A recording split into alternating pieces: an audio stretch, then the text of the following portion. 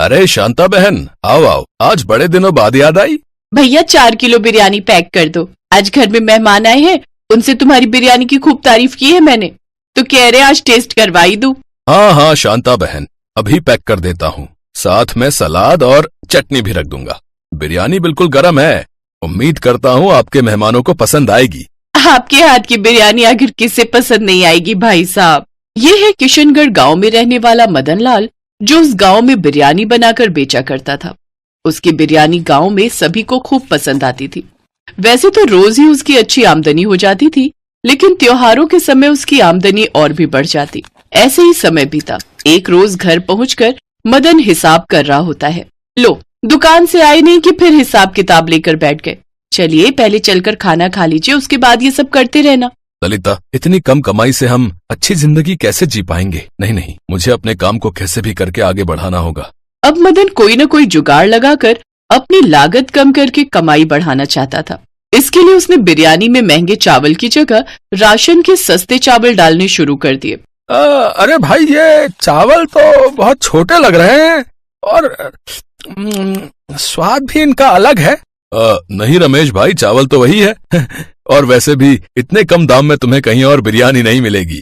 नहीं नहीं, वो बात नहीं है, आपके यहाँ की तो बिरयानी लाजवाब है। लेकिन उस रोज भी उसकी कमाई 2000 से ज्यादा नहीं हो पाती। ये देख वो परेशान हो जाता है, इसलिए वो और बचत करने के चक्कर में बिरयानी के साथ सलाद और चटनी देना भी बंद कर देता है। ऐसे ही दिन बीते।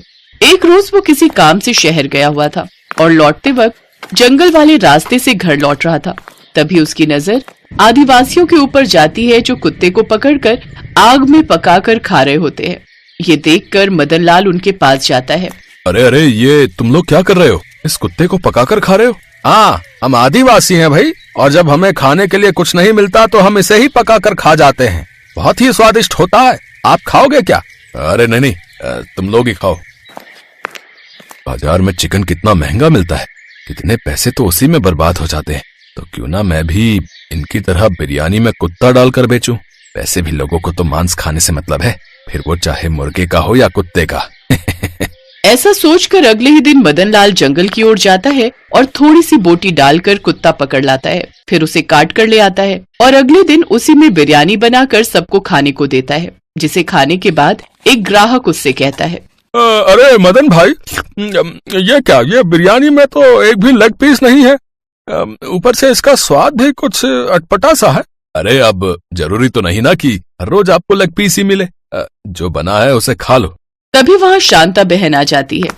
आओ आओ शांता बहन, बड़े दिनों बाद आई हैं आप। क्या करें मदन भाई, अब महंगाई भी तो इतनी बढ़ गई है, अब रोज रोज तो बिरयानी खाई नहीं जा सकती।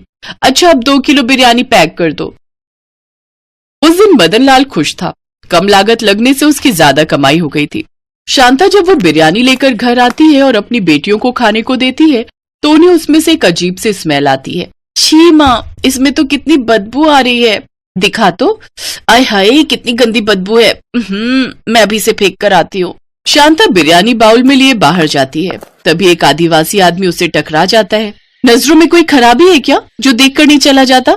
माफ करना माई, कल से भूखा हूँ, कुछ खाया नहीं है, आपके पास कुछ खाने को है तो दे दो।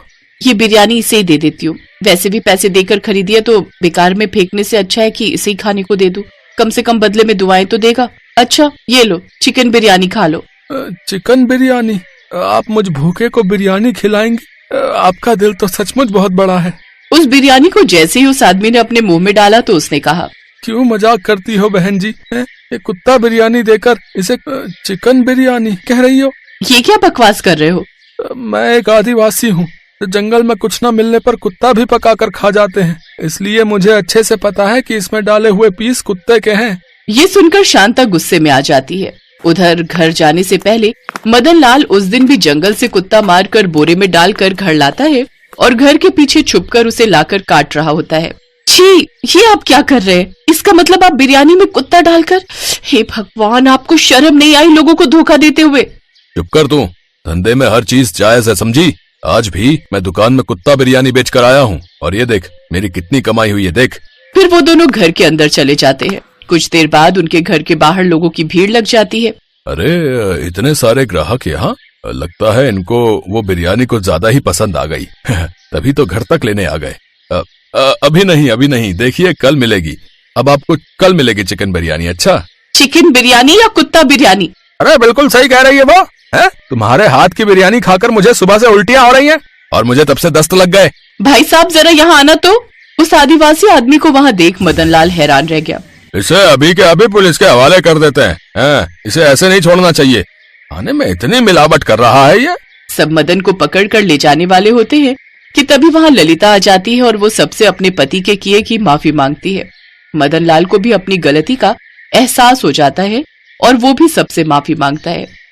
गांव वाले उन दोनों पर दया खाकर उन्हें माफ कर देते हैं, लेकिन मदन अपने लालच के चक्कर में अब अपनी बिरयानी की दुकान से हाथ धो बैठता है, क्योंकि अब कोई भी ग्राहक उसके यहाँ आना पसंद नहीं करता था।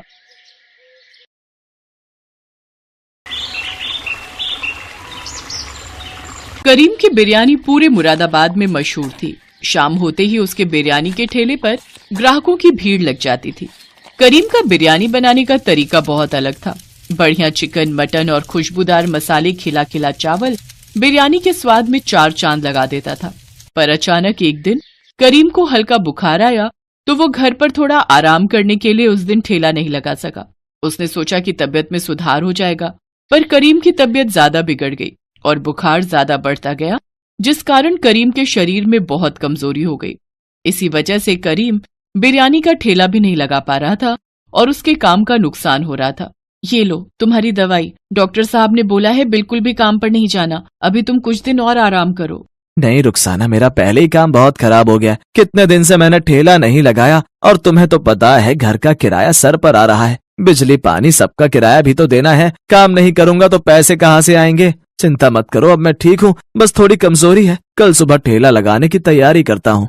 एक काम करती हूँ, मैं भी तुम्हारे साथ जल्दी उठ जाऊंगी, दोनों मिलकर तैयारी कर लेंगे। ठीक है, फिर सुबह मुझे जल्दी उठा देना। और करीम मियाँ, किराया कब दे रहे हो? मैंने सोचा तुम तो आओगे नहीं तो खुद ही आ जाऊं। अकरम भाईजान, बस कुछ दिनों से तबीयत खराब चल रही है, इसलिए काम भी बंद पड़ा है। कुछ दिन कमाई करके फिर मैं जल्दी ही किराया देने की कोशिश करूंगा। नहीं, अब एक भी दिन ऊपर नहीं करना। कल तक मेरा किराया मुझे दे दो। वैसे भी मेरे साले की शादी है, मैं कुछ दिनों के लिए परिवार के साथ शादी में जा रहा हूँ, उसके बाद बहुत देर हो जाएगी। शादी के लिए खरीदारी भी तो करनी है। तू कुछ भी करके कल तक पैसों का इंतजाम कर ले, मैं कल फिर आऊंगा। अकरम धमकी देकर चला जाता है। करीम बिरयानी का ठेला लेकर बाजार पहुंचता है, पर अब उसी जगह पर किसी दूसरे आदमी ने बिरयानी का ठेला लगाना शुरू कर दिया। उसके सारे ग्राहक भी उसी ठेले पर बिरयानी खाने लगे, क्योंकि वो बिरयानी वाला करीम से कम दाम में बिरयानी खिला रहा था। इस कारण करीम की बिक्री बहुत कम हुई। करीम परेशान हो गया, क्योंकि अगले दिन अकरम फिर से किराया लेने आ गया। देख करीम, तू मेरा किराया नहीं चुका सका, अब ये ठेला, बर्तन और घर का सामान मैं कबाड़ में बेचकर अपना किराया पूरा करूंगा। चलो लड़को, जल्दी जल्दी सारा सामान उठाओ और ले चलो। अकरम भाई, ऐसा ना करो, मेरे छोटे छोटे बच्चों को लेकर मैं कहाँ जाऊंगा? रात होने को है। अकरम भाईजान सुनो, अल्लाह के लिए मुझ पर रहम करो अकरम भाई। अकरम ने करीम की एक नहीं सुनी, वो उसका सारा सामान उठाकर ले गया। करीम की आंखें आंसुओं से भर गई। उसने अपने बेटे को गोद में लिया और पत्नी और बेटी के साथ घर से बाहर निकल आया। सुनिए, शाम होने को है, अब हम कहाँ जाएंगे? कोई ठिकाना भी तो नहीं है। थोड़ी देर में दिल्ली की बस आने वाली है, दिल्ली में ही रहेंगे। यहाँ मुरादाबाद में रहने का अब कोई फायदा नहीं। दिल्ली एक बार भाईजान के पास चलते हैं, हो सकता है वो कोई काम दिलवा दे। करीम अपनी पत्नी और बच्चों को लेकर मुरादाबाद बस अड्डे से दिल्ली की बस में बैठ गया और दिल्ली अपने बड़े भाई रहमान के घर पहुंचा। पर रहमान की पत्नी सलमा ने उन्हें वहां रहने के लिए साफ मना कर दिया। देखिए जी, मैं इन्हें यहाँ रहने के लिए इजाजत नहीं दे सकती। आप तो जानते ही हैं दिल्ली शहर में खर्चे कितने हैं। हम ही बड़ी मुश्किल से 2 वक्त की रोटी जुटा पाते हैं। अब इन दोनों का साथ में बच्चों का खर्चा उठाना हमारे लिए बहुत ही मुश्किल है। आप बुरा मत मानो करीम भाईजान, आपको कहीं और रहने का इंतजाम करना पड़ेगा। बेगम, कुछ दिन तो। आप बीच में मत बोलो, बात मैं कर रही हूँ ना। देखिए भाईजान, ये सीधे हैं, ये तो आपको अपना छोटा भाई मानकर यहाँ रख लेंगे, पर सारी परेशानियां तो मैं जानती हूँ ना। छोटी छोटी चीजों के लिए कितनी मुश्किलें आती हैं। रुखसाना, तुम्हारे भी तो मायके वाले रामपुर में है ना, उनके पास क्यों नहीं चली जाती हो? भाभी जान, आप तो जानती हो मेरे मायके में भाभी बची हैं, वो भी बड़ी मुश्किल से मजदूरी करके अपने मायके में रहकर बच्चों को पाल रही हैं। अम्मी, अब्बू, भाईजान सभी दुनिया से चले गए। कहते कहते रुखसाना रो पड़ी। कुछ भी हो, अब यहाँ आप लोगों के लिए कोई जगह नहीं है, माफ करना। करीम क्या ही करता, वो अपने परिवार को लेकर अपने भाई के घर से बाहर आ गया। सड़क पर भूखे प्यासे वो ऐसे ही घूमते रहे, ना कोई रुकने की जगह, ना कुछ खाने पीने का इंतजाम। करीम के पास जो भी पैसे थे सारे खत्म हो चुके थे। करीम कुछ देर के लिए बच्चों को लेकर फुटपाथ पर एक कोने में बैठ गया। तभी उसका बेटा खेलते खेलते रोड के दूसरी तरफ बने एक बड़े होटल के पास भाग गया। वहाँ बहुत सारे गुब्बारों की डेकोरेशन का काम चल रहा था। हटो बेटा हटो यहाँ से, यहाँ काम चल रहा है, छोड़ो इस गुब्बारे को, जाओ यहाँ से। अरे जुम्मन मियाँ जल्दी जल्दी डेकोरेशन का काम खत्म करो, वसीम साहब और उनकी बेगम आने ही वाले होंगे। कुछ भी कहो वसीम साहब, हर साल अपनी बेगम का जन्मदिन बेहद धूमधाम से मनाते हैं। तभी होटल के अंदर से मैनेजर फोन पर बात करता हुआ बाहर आता है। सर, मुरादाबादी बिरयानी के बारे में आपने मुझसे कहा था, पर हमारे मुरादाबादी बिरयानी बनाने वाले बावर्ची की तबीयत खराब हो गई है, वो एक हफ्ते की छुट्टी पर गया है। सर मैं जानता हूँ मैडम को मुरादाबादी बिरयानी कितनी पसंद है, और आज वैसे भी उनका जन्मदिन है। ठीक है सर, मैं कुछ करता हूँ। इतनी जल्दी कहाँ से लाऊं मुरादाबादी बिरयानी बनाने वाला, बहुत मुश्किल है। आधे घंटे में सर और मैडम होटल पहुँचने वाले हैं। सर जी मैं कुछ मदद करूं? मैं मुरादाबादी बिरयानी बहुत लाजवाब बनाता हूं। सच तो यह है कि मुरादाबाद में मेरा अपना बिरयानी का ठेला था, पर कुछ मजबूरियों के चलते मुझे दिल्ली आना पड़ा। आप मेरे से बिरयानी बनवा कर देख सकते हैं, मुझे भी काम मिल जाएगा और आपका भी काम हो जाएगा। मेरा नाम करीम है। बच्चा खेलते खेलते यहाँ आ गया था, मैं उसे बुलाने आया, तभी आपकी बातें सुनी और मुझे लगा कि आप बड़ी परेशानी में हैं। अच्छा तो तुम मुरादाबाद के रहने वाले हो, ठीक है। अगर तुम मुरादाबादी बिरयानी लजीज बना सकते हो तो हमें कोई हर्ज नहीं है। आओ मैं तुम्हें होटल की रसोई दिखा देता हूँ। ठीक है साहब, मैं अपनी बेगम को बोल देता हूँ, फिर आपके साथ चलता हूँ। करीम रुखसाना को बोलकर मैनेजर के साथ होटल के अंदर चला जाता है। होटल की रसोई में जाकर करीम बिरयानी बनाना शुरू करता है। आसपास खड़े बहुत से बावर्ची उसे मुरादाबादी बिरयानी बनाते हुए देख रहे थे। करीम के लिए तो बिरयानी बनाना बहुत ही आसान था। वो झटपट बहुत ही बढ़िया लजीज खुशबूदार बिरयानी बनाकर तैयार कर देता है। मैनेजर उस बिरयानी को जब टेस्ट करता है तो वो हैरान रह जाता है। सचमुच करीम के हाथों की बिरयानी बहुत ही स्वादिष्ट थी। क्या बात है करीम मियां, तुमने तो बिरयानी बहुत ही बढ़िया बनाई है। मुझे लगता है सर और मैडम को तुम्हारी बनाई हुई मुरादाबादी बिरयानी बहुत पसंद आएगी। तुमने तो मेरी सारी परेशानी दूर कर दी। शुक्रिया साहब। करीम बिरयानी बनाकर होटल के बाहर आ जाता है और वहीं अपनी बेगम और बच्चों के साथ बैठ जाता है। होटल के अंदर से जन्मदिन की पार्टी की आवाजें आ रही थी। करीम बाहर ही इंतजार कर रहा था कि कब उसे मैनेजर बताएगा कि उसके हाथों की बिरयानी सबको कैसे लगी। काफी देर तक वो बाहर बैठा रहा। सुनो जी, आपको बिरयानी बनाकर आए बहुत देर हो गई, अभी तक मैनेजर ने आपको कुछ भी नहीं बताया। कहीं ऐसा तो नहीं कि वो बिरयानी बनवाकर भूल गए हो? एक बार आप खुद जाकर बात करते कि वो क्या कहते हैं, बच्चों को भी भूख लगी है। बेगम अभी तो पार्टी चल रही है, हो सकता है पार्टी खत्म होने के बाद मुझे बताएं। ऐसे बीच में जाना अच्छा नहीं लगेगा। कुछ देर और इंतजार करते हैं। तुम रुको, मैं बच्चों के लिए सामने ठेले से कुछ खाने का लाता हूँ। करीम जैसे ही बच्चों के लिए कुछ खाने को लेने जाने लगता है तभी वो मैनेजर को आते हुए देखता है। माफ कीजिएगा, अंदर पार्टी चल रही थी इसलिए आपको बता नहीं पाया। चलिए आपको सर ने बुलाया है। खान मियाँ करीम मियाँ की फैमिली के लिए कुछ खाने का इंतजाम कीजिए। करीम मैनेजर के साथ होटल के अंदर जाता है। मुझे मैनेजर ने तुम्हारे बारे में बताया।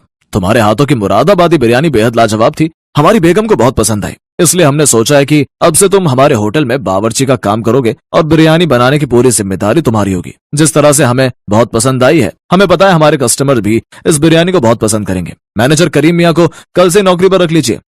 शुक्रिया साहब, बहुत बहुत शुक्रिया। गरीब अकरम होटल के मालिक वसीम मियाँ को शुक्रिया कहता है। वो बहुत खुश था। उसकी आंखों में खुशी के आंसू थे क्योंकि उसे इतने बड़े होटल में बावर्ची की नौकरी मिल गई, जहां पर उसकी तनख्वाह भी बहुत अच्छी थी। अल्लाह की रहमत से करीम की जिंदगी से दुखों का साया हट गया। उसकी मेहनत की वजह से दिल्ली जैसे बड़े शहर में बड़े होटल में उसे बावर्ची की नौकरी मिल गई और उसकी सारी परेशानियां दूर हो गई।